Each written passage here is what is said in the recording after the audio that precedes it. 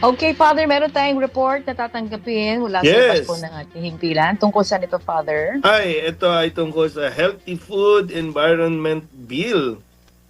Muling isinulong ng mga health advocates at mambabatas. Yan. I-report sa atin ni Nolan Ariola. Maraming salamat mga kapanalig. Muling isinulong ng mga mambabatas at health advocates ang pagpasa ng Healthy Food Environment Bill upang labanan ang pagtaas ng obesity at iba pang diet-related diseases sa bansa. Pinangunahan ito ni Congresswoman Catherine Joyce Gorisita kasama ang iba't ibang grupong pangkalusugan.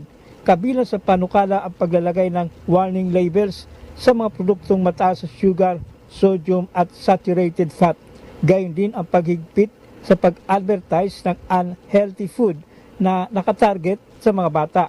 Suportado rin ito ng UNICEF Philippines at Imagine Law kasama ang mahigit 80 mambabatas. House Bill 8286 also reminds us that prevention is not only about saving lives, it is about protecting families for financial hardship.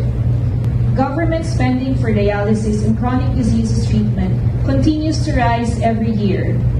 Sa pamamagitan po ng ordinansang ipinasa namin, ipinagbabawal na ang marketing ng mga pagkain na masyadong matamis, masyadong maalat, masyadong mamantika sa labas ng mga paaralan at iba pang child-friendly settings sa aming munisipalidad. Isang patunay na kaya pong natin simulan ang ating ipinaglalaban sa nasyonal na pamahalaan sa ating pong mga lokal na pamahalaan.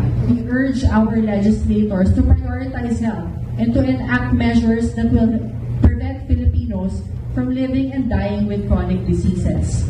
We urge our legislators to act decisively and pass the Healthy Food Environment Bill now. Yan ang tinig ni Taytay Municipal Councilor Tobit Cruz at Attorney Sofia San Luis ng Imagine Law. Mga kapanalig, ang lagiang paalala ng Simbahang Katolika ay isalang-alang ang kapakanan ng kalusugan ni numan at saan man.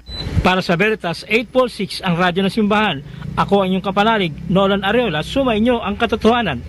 Ronda Veritas Report. Barangay Simbayanan.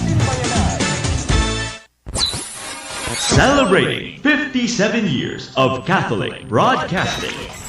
From Mega Manila, Philippines, to the World Wide Web.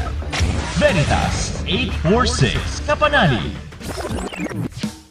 Balita ng sambayanan, mga turo at pagtulong sa kapwang nangangailangan. Veritas 846, ang radyo ng simbahan.